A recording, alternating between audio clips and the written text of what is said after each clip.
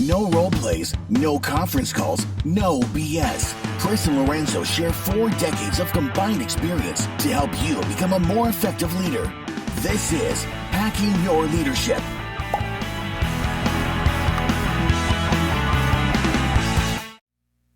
Hey, this is Chris with Hacking Your Leadership. On this week's discussion on employee engagement, I want to talk about a graphic that I saw online that I'd seen in the past before, but I thought it was an appropriate topic for this conversation. It's a graphic that says leadership, or if you are a leader, you need to think like a farmer. And I thought, okay, that's interesting. Let's read what this has to say. And there are some bullet points of things that farmers do or don't do, and it sounds kind of ridiculous when you put it in the context of a farmer. But the tie-in to leadership, I think some of these things really do have a good leadership tie-in here, and there are some leaders who may need to think more like a farmer than they're doing in order to keep your teams engaged. It says to think like a farmer as a leader, you're not supposed to shout at the crops. You're not supposed to blame the crops for not growing fast enough. You're not supposed to uproot crops before they've had a chance to grow.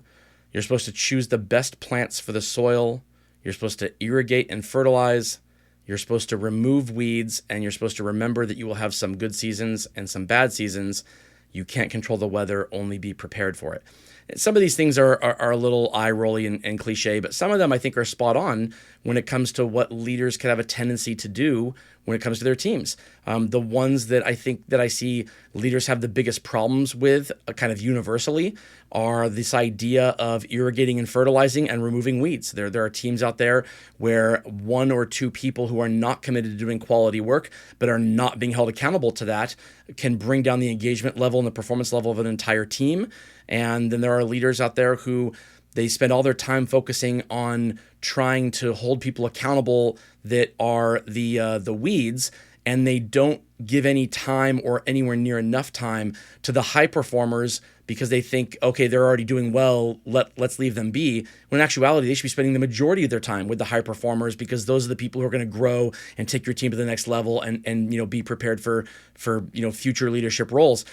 So it's an interesting conversation to have because looking at it in a very everything I need to know I learned in kindergarten kind of way. This is what leadership is from a kind of a kindergartner's perspective. It's funny because you know how I feel about these. I'm just like, oh, come on. And then you read it and you're like, all right, let me dissect it then. Like, does it make sense? And to your point that like there's some really good elements of this. I specifically enjoy the kind of choose the best plants for the soil.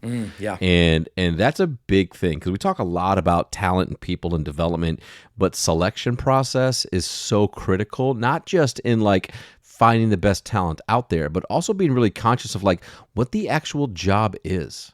And like, how are you selecting the best talent for the actual job that you're hiring for? Right. And how do people find joy in doing that work? And how do you make sure that the culture that you have, the environment that you have is something that is really open for any and all talent, but also that you're adding to the team and that you're bringing someone in who, kind of is aligned with the values that you have, but also bring something new and different that will kind of challenge and push. And I think that those are things that, when it comes to really being conscious of that, I think sometimes I see a lot of times leaders move fast out of necessity instead of taking the time to consider and think about how do you really make sure that your choice of talent, is one that is best for the soil that you have and that will do its most amount of growth and will really make sure that you're moving forward in the way that you want to move forward as a team and as an organization. Right. So sometimes the best plants for the soil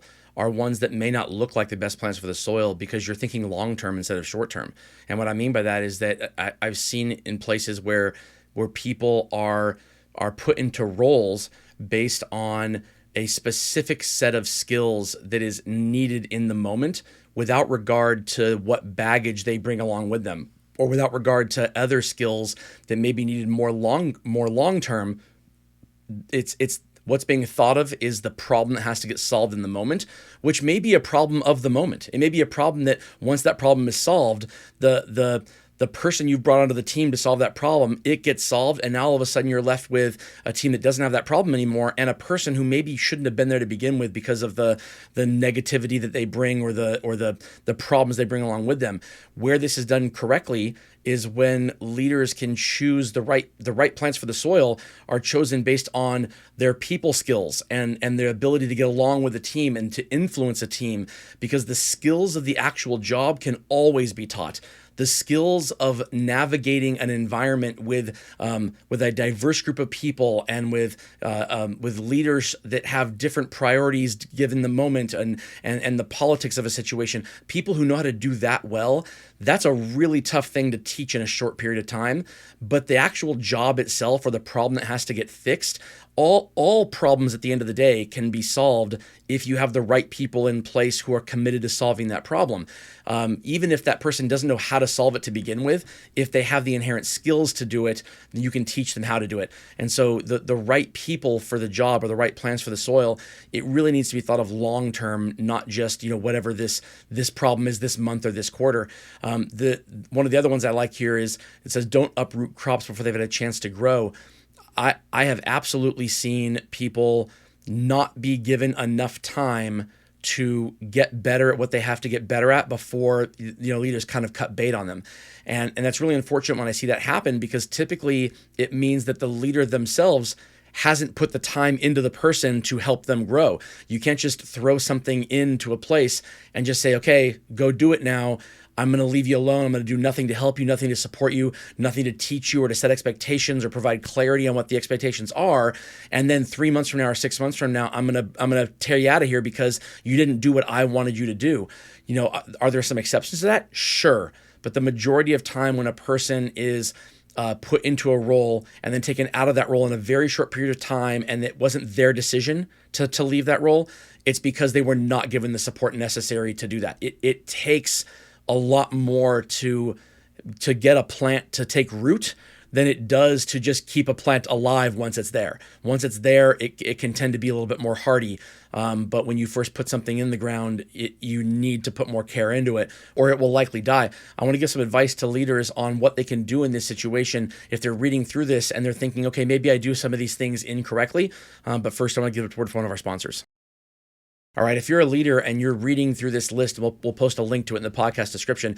If you're reading through this list of ways to think like a farmer and you're thinking maybe you need to do this a little bit better, what I can say to you is that there's a leader in my life who has a story that he tells that has always resonated with me, and it's about how his boss came in and asked him what happened the previous day because the scorecard, the numbers weren't where they should have been for the previous day. And he very flippantly responded with, I guess I wasn't a good leader yesterday.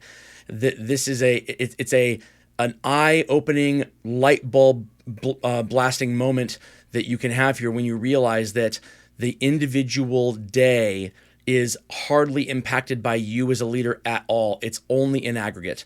Don't hold yourself to a standard that says that the failure of a day is a failure of leadership as a whole. Remember, you will have good seasons and bad seasons. You can't control the weather, only be prepared for it.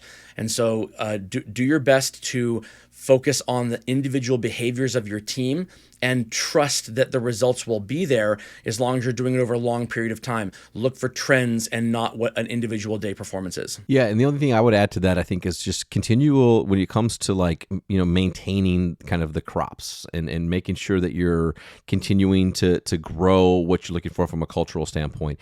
That not just removing the weeds, but also because that's kind of like sometimes you'll get somebody who's just not aligned with the values and doing the work, and that's really important as a leader to make sure that if they're not aligned with the values, if they're not working as a team, if they're not kind of reflective of the culture that you want, that you have to do your role as a leader to remove them. But I also think that pruning plants and making sure that people and the small things that happen, the small adjustments, the way that people maybe talk to each other, the comfort level that people get over time when it comes to meetings and language and stuff like that, those are things you really have to keep an eye on and be conscious of to make sure that over time the comfort of growing a team that becomes really close and really good at kind of the culture they've created, there still has to be an openness to that, and there still has to be the ability to people to maintain the expectations that you have around the behaviors, around the way that they communicate and they treat each other.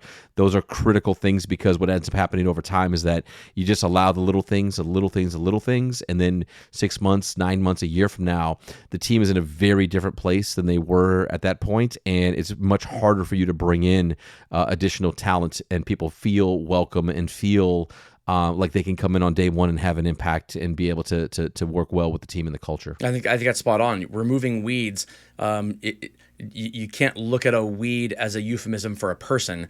A weed could be a behavior that is exuded out of a team of people or a person, and removing the weed isn't necessarily getting rid of the person. It's getting rid of, or kind of nipping in the bud a trend that you're seeing before it becomes a common practice. So yeah, removing weeds is just about making sure that there's some care given to the things that have to change, or the constructive criticism that has to happen in order to keep the team cohesion aligned.